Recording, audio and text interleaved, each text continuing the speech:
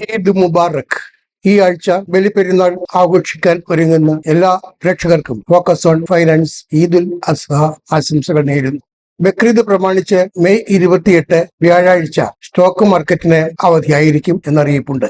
വ്യാപാരം 4 ദിവസത്തേക്കായി ചുരുങ്ങും എന്നതിനാൽ മെയ് 25 മുതൽ 29 വരെയുള്ള വ്യാപാര വാരത്തിൽ ഇടപാടുകളുടെ തോതിൽ കുറവ് ഉണ്ടാകാമെങ്കിലും വില സൂചികകളുടെ കയറ്റിറക്കങ്ങൾ കനത്ത തോതിലായിരിക്കാനാണ് സാധ്യത.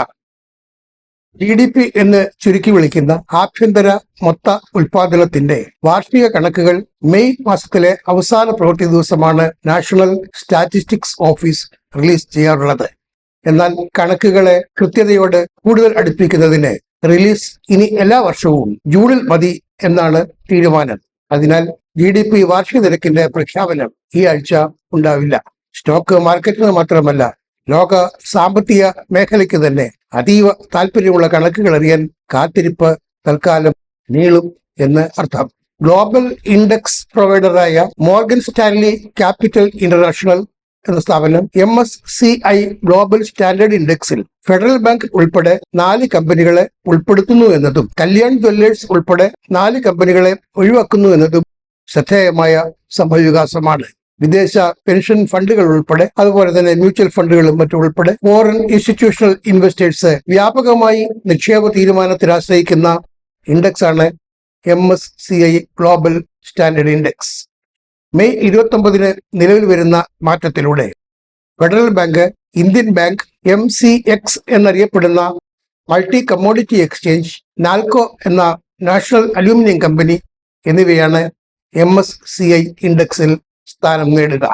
ഇന്ത്യൻ മാർക്കറ്റിലേക്ക് 4700 കോടി രൂപയുടെ ഇൻഫ്ലോയ്ക്കാണ് ഇത് വഴിയൊരുക്കുക എന്ന് കണക്കാക്കുന്നു. ഫെഡറൽ ബാങ്കിലേക്കായിരിക്കും ഏറ്റവും കൂടുതൽ ഇൻഫ്ലോ ഉണ്ടാകുക എന്നും കണക്കാക്കുന്നുണ്ട്. ഇൻഡെക്സിൽ നിന്ന് പുറത്താകുന്നവ Kalyan Jewellers, Hyundai Motor Company, Jubilant food works, rail Vikas Nigam എന്നിവയാണ്. കല്യാൺ ജ്വല്ലേഴ്സിനെ MSCI സ്മോൾ ക്യാപ് ഇൻഡെക്സിൽ ഉൾപ്പെടുത്തും. ഈ കമ്പനികളുടെ എല്ലാം ഓഹരി വിലകളിലെ ചലനങ്ങൾ അതോടെ കൂടുതൽ ശ്രദ്ധിക്കപ്പെടാൻ സാധ്യതയുണ്ട്. ഫെഡറൽ ബാങ്കിനെ സംബന്ധിച്ച് മറ്റൊരു ശ്രദ്ധേയമായ റിപ്പോർട്ട് കൂടി വന്നിട്ടുണ്ട്. സ്റ്റാൻഡേർഡ് ചാർട്ടേഡ് ബാങ്കിന്റെ ഇന്ത്യ ക്രെഡിറ്റ് കാർഡ് പോർട്ട്ഫോളിയോയിൽ നിന്ന് 4,50,000 retail credit card federal bank സ്വന്തമാക്കാൻ പോകുകയാണ്. ഈ അക്വിസിഷൻ ഫെഡറൽ ബാങ്കിന്റെ ക്രെഡിറ്റ് കാർഡ് ബിസിനസ് കൂടുതൽ വ്യാപകമാക്കാൻ സഹായകമാകും. കേരളത്തിൽ വളരെയേറെ നിക്ഷേപകർ കൈവശമുള്ള ഓഹരികളിൽ ഒന്നാണല്ലോ കൊച്ചിൻ ഷിപ്പ്യാർഡിൻ്റെത്.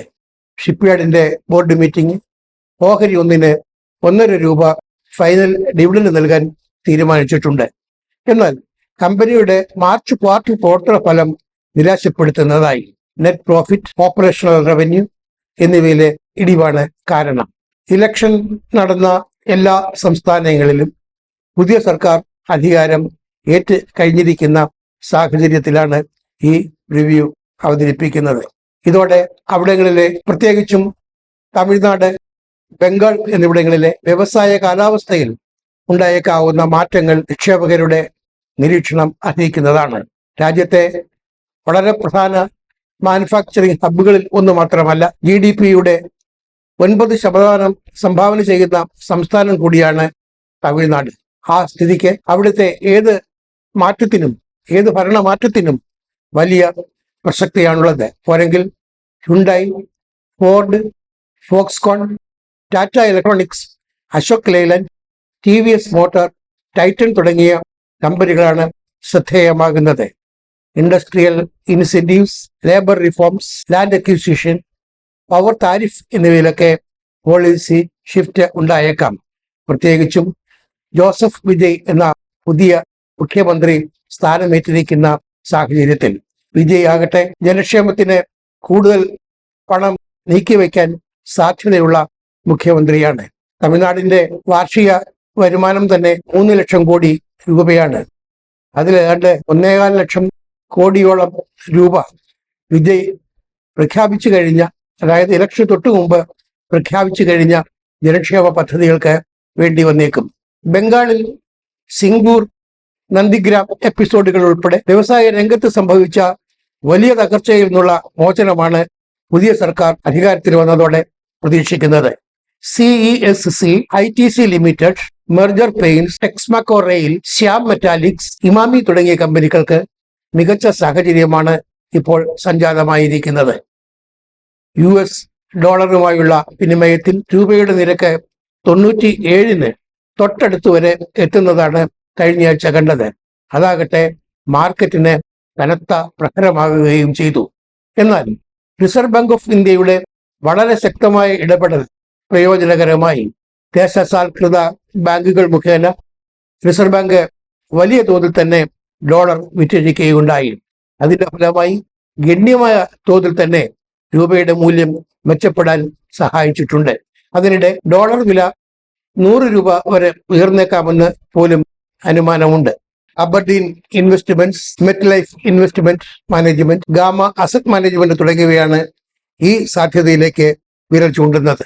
സെൻസെക്സ്, നിഫ്റ്റി ബാങ്ക് എന്നിവയുടെ ക്ലോസിംഗ് നിലവാരം, നിഫ്റ്റിയുടെ സപ്പോർട്ട് റെസിസ്റ്റൻസ് റേഞ്ചുകൾ എന്നിവ ഇനി പരിശോധിക്കാം. സെൻസെക്സ് ക്ലോസ് ചെയ്തത് 75,415.35 നിലവാരത്തിലാണ്.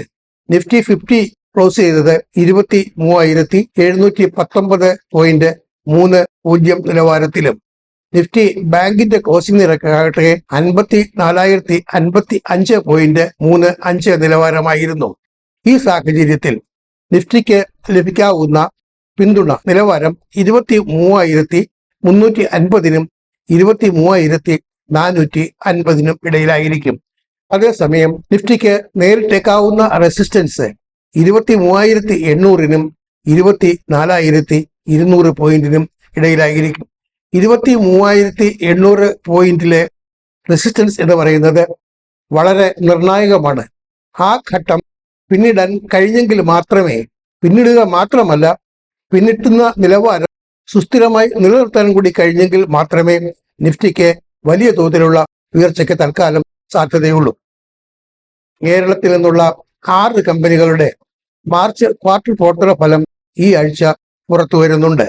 ഹാരിസൺസ് മലയാളം, റോക്ക്ഫില international, Cochin minerals and rutiles, Kerala Ayurveda limited, GTN textiles, Patspin India എന്നിവയാണ് ആ കമ്പനികൾ. ഇവ ഉൾപ്പെടെ മെയ് 25 മുതൽ 29 വരെയുള്ള തീയതികളിൽ പ്രവർത്തന ഫലം പ്രഖ്യാപിക്കുന്ന കമ്പനികൾ ഏതൊക്കെ എന്ന് നോക്കാം. 25-ന് Harrisons Malayalam, Kerala Ayurveda limited, container corporation of India, Lyka labs, Nirlon, Surya Roshni, സിസ്ലോൺ എനർജി, സുവാരി ഇൻഡസ്ട്രീസ് എന്നിവ ഫലം പ്രഖ്യാപിക്കുന്നു. 26-നാണ് റോക്ക്ഫില international, GTN textiles, Patspin India, ONGC, EID Parry, IRCTC, JK tyre എന്നിവ ഫലം പ്രഖ്യാപിക്കുന്നത്. 27-ന് ഹിസാബ് India, Gabriel India, MM rubber company, Ramco industries, west coast paper, Cummins India, LG equipments എന്നിവ ഫലം പ്രഖ്യാപിക്കും. 28-ന് Cochin minerals and rutiles limited, Ashok Leyland, Avanti feeds, Deepak fertilisers, Jagran Prakashan, MMTC, happiest minds എന്നിവയുടെ പ്രവർത്തന ഫലം അറിയാം. 29-ന് Gujarat alkalies, Ipca laboratories, Murudeshwar ceramics, Natco pharma എന്നിവയുടെ ഫലപ്രഖ്യാപനം നടക്കും. ഇനി ഡിവിഡൻഡിന് അർഹതയുള്ള ഷെയർ ഹോൾഡേഴ്സ് ആരൊക്കെ എന്ന് നിർണ്ണയിക്കുന്നതിന് വിവിധ കമ്പനികൾ പ്രഖ്യാപിച്ചിട്ടുള്ള റെക്കോർഡ് ഡേറ്റുകൾ ഏതൊക്കെയെന്ന് നോക്കാം. 25-ആണ് TCS, Tata consumer products, CRM silk mills എന്നിവ റെക്കോർഡ് തീയതിയായി നിശ്ചയിച്ചിട്ടുള്ളത്. 26 ഹാംബൂർ sugar mills, Hatsun agro, IRB infrastructure എന്നിവയുടെ റെക്കോർഡ് ഡേറ്റ് ആണ്. ITC, പേജ് ഇൻഡസ്ട്രീസ് എന്നിവ 27-ആണ് റെക്കോർഡ് തീയതിയായി നിശ്ചയിച്ചിരിക്കുന്നത്. ഡിവിഡൻഡ് വിതരണത്തിന് Bajaj auto, bank of India, Glaxo Smith Kline pharma, ICICI Lombard എന്നിവ നിശ്ചയിച്ചിട്ടുള്ള റെക്കോർഡ് തീയതി 29-ആണ്. 10 രൂപയുടെ ഓരോ ഓഹരിയും 10ആയി വിഭജിക്കാൻ IB ഇൻഫോടെക് എന്റർപ്രൈസസ് തീരുമാനിച്ചിട്ടുണ്ട്.